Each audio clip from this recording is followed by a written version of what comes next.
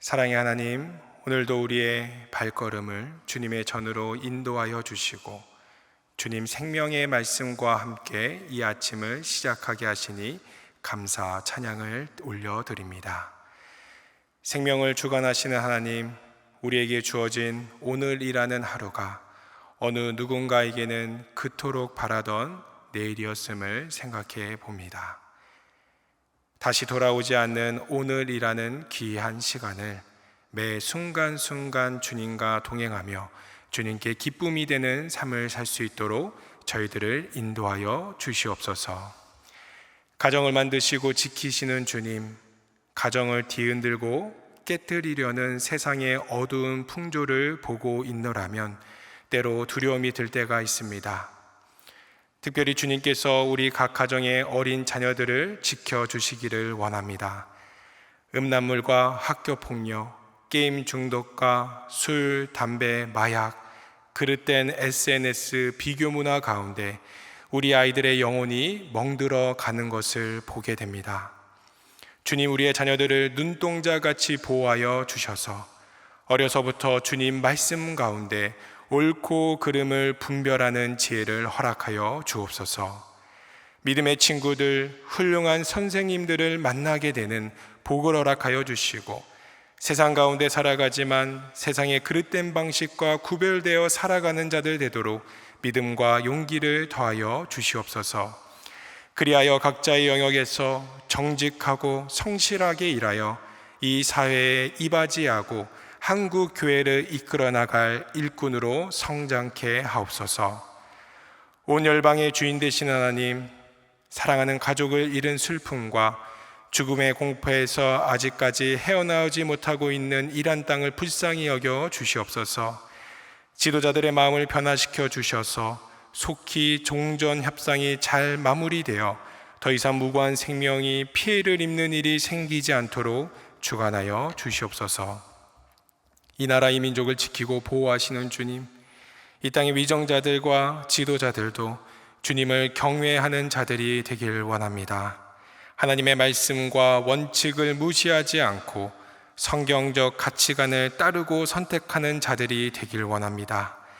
각계각층의 지도자들에게 하나님을 두려워하는 마음을 더하여 주시고 공의를 실천하고 화평을 이루며 나라를 번영과 상생으로 이끌 수 있는 용기와 지혜를 허락하여 주시옵소서. 한국교회를 사랑하신 하나님, 지금도 안전을 보장받을 수 없는 오지에서 복음을 전하며 외로움과 언어와 문화적 차이 가운데 분투하고 계시는 선교사님들을 기억하여 주시옵소서. 농어촌 상간에서 맡겨진 양들을 묵묵하게 섬기는 목사님들을 붙들어 주시옵소서. 한국교회가 복음의 능력으로 다시 일어설 수 있게 하시고 세상의 그늘진 곳에 그리스도의 빛을, 좌절과 절망이 있는 곳에는 내일을 향한 소망을 불어넣을 수 있는 주님의 도구 되게 하시옵소서. 소망교회가 이러한 연약한 교회들을 돕고 한국교회를 더욱 건강하게 만드는 거룩한 사명에 계속해서 쓰임받길 원합니다. 예배의 자리자리마다 성령님 충만히 임재하여 주시고 모든 이들이 말씀의 능력을 체험케 하시며 서로를 향한 섬김과 주를 닮은 따뜻한 사랑이 흘러넘치는 교회가 되게 하소서. 이를 위해 택하시고 세우신 김경진 담임 목사님에게 영육의 강건함을 늘 허락하여 주시고 지혜와 능력을 더하여 주시옵소서. 당회원 재직들 모두 한마음 한뜻이 되어 교회를 더욱 든든히 세워나가고 한국교회를 겸손히 섬기는 사명 성실히 감당케 하옵소서. 주님, 특별히 육신의 질병으로 고통받는 환우들을 위하여 간구합니다. 그들의 눈물을 기억하시고 간절히 부르짖는 기도를 들어 응답하여 주시옵소서. 특별히 폐와 뼈, 피부에 암이 전이되어 임상 실험 중인 신약으로 치료를 시도하는 권사님을 위하여 간절히 기도합니다. 주님, 약의 효능은 극대화시켜 주시고 부작용은 최소화시켜 주시옵소서. 놀라운 치유의 은총을 허락하셔서 암세포가 말끔히 소멸되고 다시는 재발되지 않도록 주님 능력의 오른손으로 권사님을 붙들어 주시옵소서. 오늘 경동맥류로 인한 4개 두수를 받는 권사님을 위해서 기도합니다. 집도 않은 의료진의 손길을 붙들어 주셔서 정밀하게 계획한 모든 수술이 순조롭게 진행되게 하여 주시고, 막히고 엉킨 모든 혈관을 주님의 은혜로 깨끗하게 회복시켜 주시옵소서. 수술의 모든 과정 가운데 권사님의 마음과 영혼을 붙들어 주셔서 하늘의 위로와 평강으로 함께하여 주옵소서.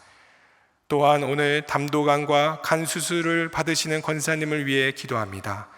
오랜 입원 기간으로 몸도 마음도 많이 지쳐 계시며 수술에 대한 두려움도 있으십니다.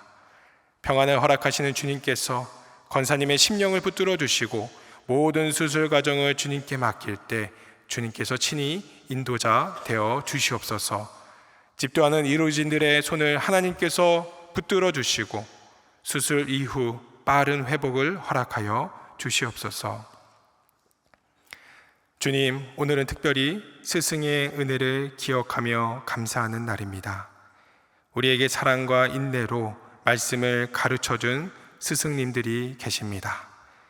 선생님들의 사랑과 은혜를 기억하며 늘 감사하는 저희들 되길 원합니다. 그 소중한 가르침 따라 우리에게 맡겨진 사명을 성실히 감당함으로 스승의 은혜에 보답하는 자 되길 원합니다.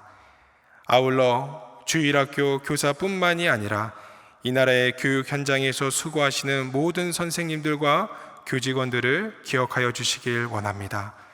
선생님들의 권위를 지켜주시고 선생님들이 흘리는 땀방울이 헛되지 않게 하시옵소서. 선생님들의 수고가 생명을 살리고 사회를 더욱 아름답게 변화시키는 선한 열매로 이어질 수 있도록 인도하여 주시옵소서. 은혜의 주님, 이제 주님의 말씀을 경청하는 자리로 나아갑니다. 이 시간 성령님께서 우리의 마음을 어루만져 주시고 들을 수 있는 길을 허락하셔서 우리 각자 깨닫고 실천해야 할 주님의 음성을 발견케 하시옵소서. 우리의 생각과 우리의 계획보다 더 놀랍게 역사하시는 전능하신 하나님을 신뢰하고 찬양하오며 이 모든 간구를 부활의 능력 되시는 우리 주 예수 그리스도의 이름으로 간절히 기도드립니다. 아멘. 오늘 우리에게 주신 하나님 말씀은 구약성경 다니엘 1장 1절부터 9절까지입니다. 다니엘 1장 1절부터 9절까지 말씀을 저와 여러분들이 함께 봉독하도록 하겠습니다. 유다 왕 여호와김이 다스린 지 3년이 되는 해에 바벨론 왕 느부갓네살이 예루살렘에 이르러 성을 애워쌌더니 주께서 유다 왕 여호와김과 하나님의 전 그릇 얼마를 그의 손에 넘기심에 그가 그것을 가지고 신할 땅 자기 신들의 신전에 가져다가 그 신들의 보물 창고에 두었더라. 왕이 환관장 아스부나스에게 말하여 이스라엘 자손 중에서 왕족과 귀족 몇 사람 곧 흠이 없고 용모가 아름다우며 모든 지혜를 통찰하며 지식에 통달하며 학문에 익숙하여 왕궁에 설만한 소년을 데려오게 하였고 그들에게 갈대아 사람의 학문과 언어를 가르치게 하였고 또 왕이 지정하여 그들에게 왕의 음식과 그가 마시는 포도주에서 날마다 쓸 것을 주어 3년을 기르게 하였으니 그 후에 그들은 왕 앞에 서게 될 것이더라. 그들 가운데는 유다 자손 곧 다니엘과 하나냐와 미사엘과 아사랴가 있었더니 환관장이 그들의 이름을 고쳐 다니엘은 벨드사살이라 하고 하나냐는 사드락이라 하고 미사엘은 메삭이라 하고 아사랴는 아벳느고라 하였더라. 다니엘은 뜻을 정하여 왕의 음식과 그가 마시는 포도주로 자기를 더럽히지 아니하리라 하고 자기를 더럽히지 아니하도록 환관장에게 구하니 하나님이 다니엘로 하여금 환관장에게 은혜와 긍휼을 얻게 하신지라. 아멘. 오늘부터 묵상하게 되는 다니엘서는 어제까지 읽었던 말라기에서 다시 시대를 거슬러 올라가 역사적으로 앞에 일어난 일들을 기록한 말씀입니다. BC 722년 북이스라엘이 아수르에 의해 먼저 멸망당한 후 남유다 또한 바벨론이라는 신흥 강대국에 의해 총 3번의 침략을 수십 년간 받게 됩니다. 다니엘서 1장은 남유다가 바벨론으로부터 첫 번째 공격을 받는 장면을 그리고 있습니다. 오늘 본문 1절을 다시 함께 읽어보겠습니다.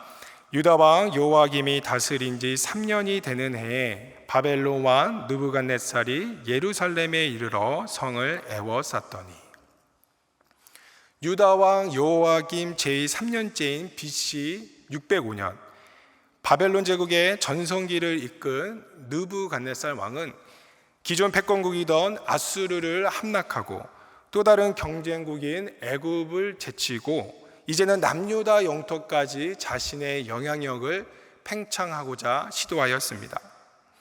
오늘 본문은 바벨론의 남유다 1차 침공 이후 포로로 잡혀간 다니엘과 세 친구들이 바벨론 왕궁에서 겪었던 일을 기록하고 있습니다. 흔히 난세에 영웅이 난다라는 말이 있습니다.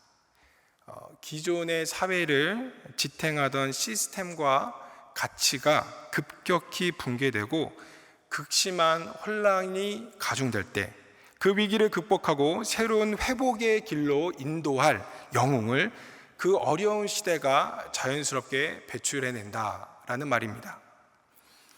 그러나 엄밀하게 말하면 시대가 영웅을 만드는 것이 아닙니다. 우리 하나님께서는 사람을 택하시고 그를 조용히 훈련시킨 이후에 하나님의 결정적인 때에 맡겨진 사명을 그가 감당하게끔 준비시키십니다. 다니엘은 정치 외교 정세가 급변하는 시기에 살았던 인물이었습니다. 북이스라엘을 멸망시킨 아수르가 이제는 바벨론에 의해 멸망당하고 자신의 조국 남유다도 기원전 587년 멸망당하는 것을 경험합니다. 또한 바벨론이 이번에는 바사라고 불렸던 페르시아 제국에게 멸망당하는 것 또한 이 다니엘은 지켜봅니다. 다니엘은 이러한 역사적 격동기를 거치면서 한 가지 진리를 깊이 깨달았을 것입니다. 아무리 세상 권력 위세가 대단할지라도 그 군대가 막강하고 식량 영토가 강활하다고 할지라도 역사의 주관자 되시는 여호와 하나님 앞에서는 그 모든 것도 아무 것이 아니구나. 3절부터 5절까지 보면 바벨론 왕조가 남유다를 비롯한 주변의 식민지 국가에서 데리고 온 포로들을 대상으로 실시한 동화 정책을 소개합니다. 3절과 4절을 보시면 이 포로들에 대한 선발 기준이 나옵니다. 이스라엘 자손 중에서 왕족과 귀족 몇 사람, 곧 흠이 없고 용모가 아름다우며 모든 지혜를 통찰하며 지식에 통달하며 학문에 익숙하며, 미래의 인적 자원으로 활용하기에 가능성이 보이는 총망한 자들을 뽑았다는 것이죠. 뒤이어 4절 후반부와 5절을 보면 이렇게 선발된 포로들이 그 바벨론 왕궁에서 누리게 된 특권에 대해서 소개하고 있습니다.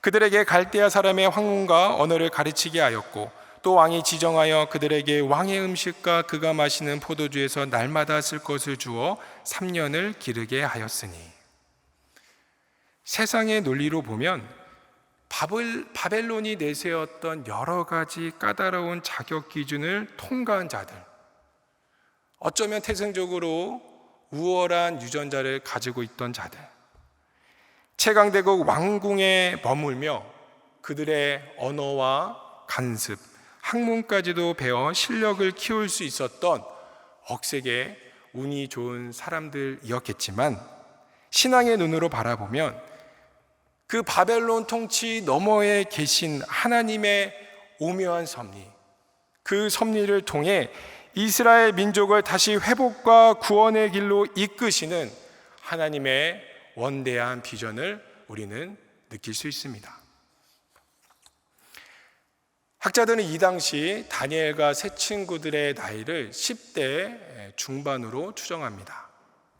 지금보다 관직에 진출하는 시기가 훨씬 일렀다는 점을 감안해 보고 사회적 나이로 추정해 보면 다니엘과 세 친구들은 오늘날의 20대 초중반의 대학 청년들이었습니다.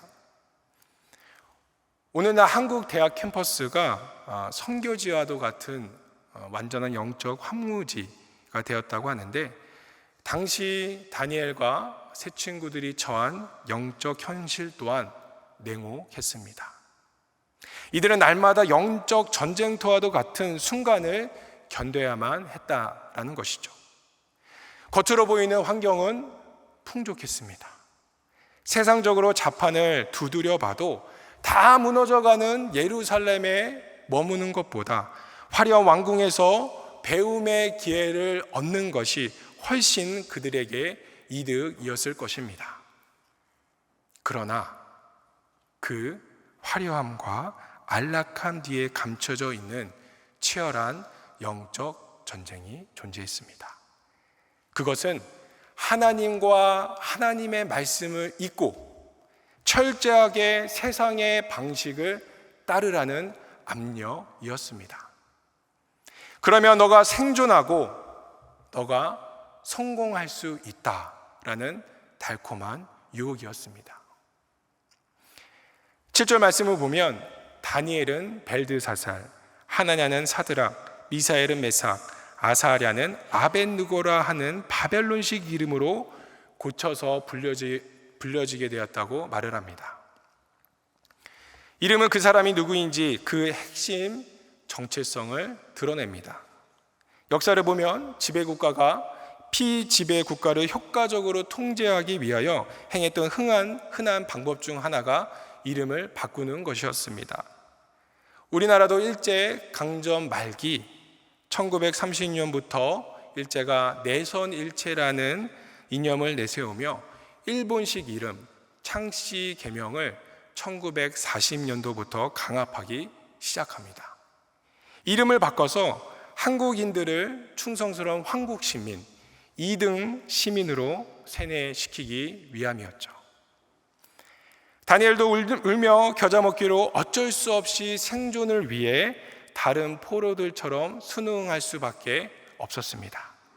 거대한 사회적 압력 속에 바벨론이 취하는 동화 정책에 따르며 살아가야 했을 것입니다. 그러나 다니엘에게도 마지노선이 있었습니다. 다니엘과 세 친구들에게도 때를 기다리는 마음이 있었습니다. 이들이 다 동화되어 아무런 생각 없이 하나님을 잊어버리며 체념하며 살아가는 것 같았지만 거룩하신 하나님을 쫓는 마음이 있었다라는 것이죠.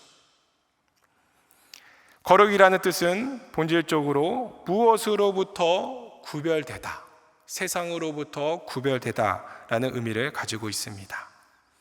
다니엘에게는 절대로 이것만큼은 건널 수 없다, 이것만큼은 다른 이들과 분명하게 구별돼야 한다라는 것이 있었습니다.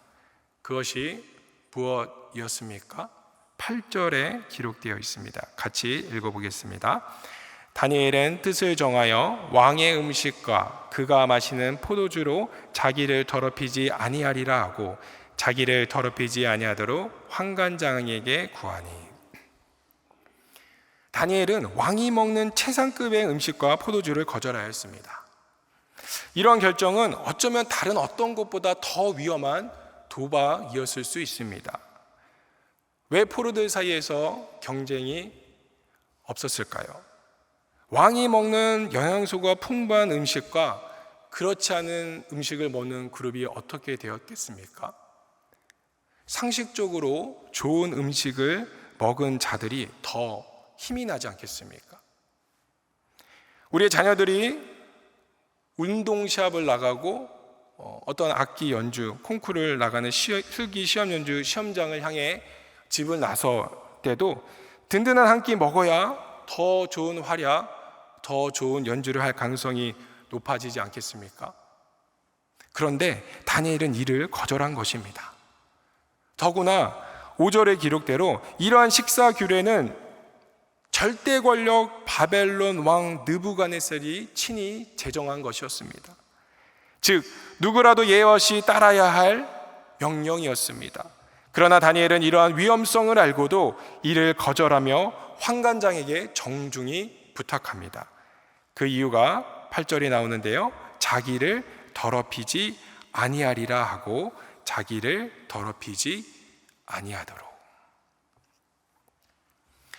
학자들은 바벨론 포로들이 먹었던 음식 상당수가 구약 레위기 그 율법에서 금지한 돼지고기, 피를 완전히 제거하지 않은 날로 된 음식들이 상당수 포함되어 있을 것이라고 말을 합니다. 또한 바벨론의 벨이나 느보 같은 이방신에게 희생제물로 바쳐졌던 음식이었습니다. 영적 감수성이 민감했던 다니엘은 이러한 우상제물로 바치는 음식을 취한다면 간접적으로 우상 숭배를 범하는 것으로 판단하였습니다. 그래서 다니엘은 배수의 진을 칩니다. 이것마저 잃어버린다면 다 잃어버리게 되는 것이다 라고 여겼던 것이죠. 세상 한복판에 살아가는 그리스도인들은 세상의 지식과 문화에 고스란히 노출되어 살아갑니다. 현대 문명과 기술을 멀리하며 세상을 등지고 살아가는 아미시, 메노나이트 같은 분들과 같게 하지 않은 이상 세상 사람들과 똑같은 교과서로 배우고 똑같은 문화에 노출되며 살아갑니다. 선교적 관점에서 긍정적으로 말을 한다면 세상 사람들과 소통할 수 있는 접촉점을 늘 가지며 살아갑니다. 이 접촉점을 통하여 우리가 그들에게 다가갈 수 있고 복음을 전할 수 있습니다. 또 일반 계시와 하나님의 섭리 관점에서 본다면 그 안에서도 현존하시는 하나님의 숨결을 우리는 느낄 수 있습니다. 그러나 세상과 소통하며 살아가지만 분명하게 세상과 구별되는 삶을 살기로 작정하며 거룩하신 하나님을 드러내려고 하는 그런 노력하는 자들이 존재합니다. 오늘 다니엘과 세 친구들이 그러한 사람들이었습니다. 종종 이런 말을 들을 때 있습니다. 교회 다닌다고 너무 유별난 것 아닙니까? 제 주변에 교회 다니는 분들은 술, 담배, 도박 할 거 다 하며 사는데, 그럴 수 있습니다. 그러나 누구나 술, 담배, 세상의 것 똑같이 하며 살아가면 어떻게 되겠습니까? 점점 세상과 신앙의 구별은 사라지게 됩니다. 어느새 결국 짠맛을 완전히 잃어버려 그저 길가에 버려지는 소금과 같은 존재가 되고 맙니다. 그래서 누군가는 술과 담배를 안 해야 되겠죠. 그래서 누군가는 혼전순결을 지켜야 되겠죠. 그래서 누군가는 정직하게 세금을 내야 되겠죠. 그래서 누군가는 소외된 자를 섬기고 막대한 돈을 기부 자리로 나아가야 되겠죠.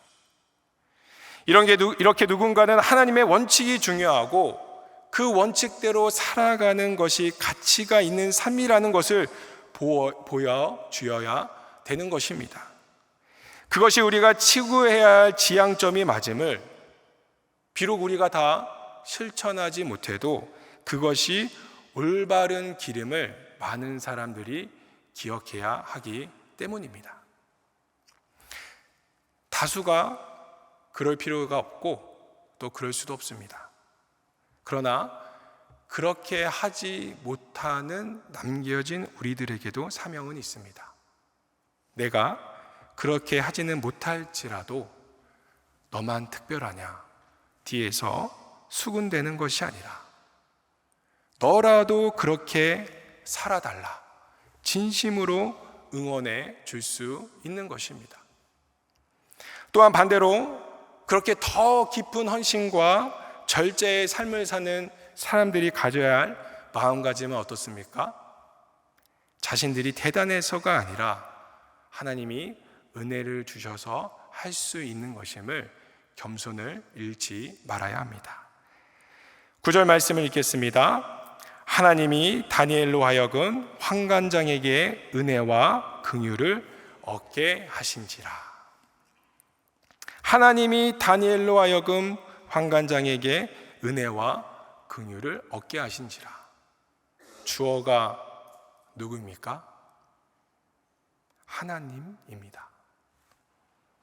하나님과 함께 모험해 볼 수 있는 기회가 주어졌다는 것, 하나님을 신뢰하며 나의 삶을 내던질 수 있는 믿음이 허락되고 환경이 조성되었다는 것, 그것 또한 인간의 자랑이 될 수 없습니다.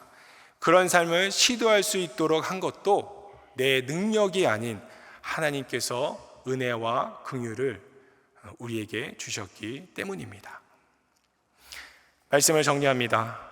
역사의 격변기, 주변 강대국에 둘러싸인 작은 영토의 나라 이스라엘.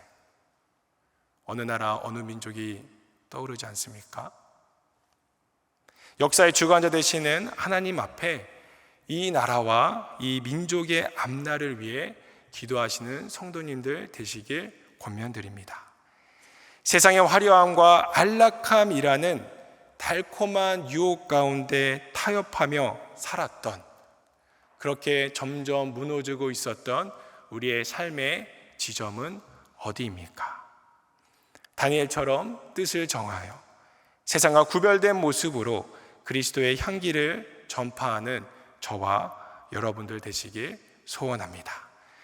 그러한 도전의 자리로 이끄시는 하나님을 늘 겸손한 마음으로 의지하고 신뢰하는 소망의 모든 성도님들 다 되시길 주님의 이름으로 축복합니다. 다 함께 주기도문 하심으로 기도의 자리로 나아갑니다. 하늘에 계신 우리 아버지, 아버지의 이름을 거룩하게 하시며 아버지의 나라가 오게 하시며 아버지의 뜻이 하늘에서와 같이 땅에서도 이루어지게 하소서. 오늘 우리에게 일용할 양식을 주시고 우리가 우리에게 잘못한 사람을 용서하여 준 것 같이 우리 죄를 용서하여 주시고 우리를 시험에 빠지지 않게 하시고 악에서 구하소서. 나라와 권능과 영광이 영원히 아버지의 것입니다. 아멘.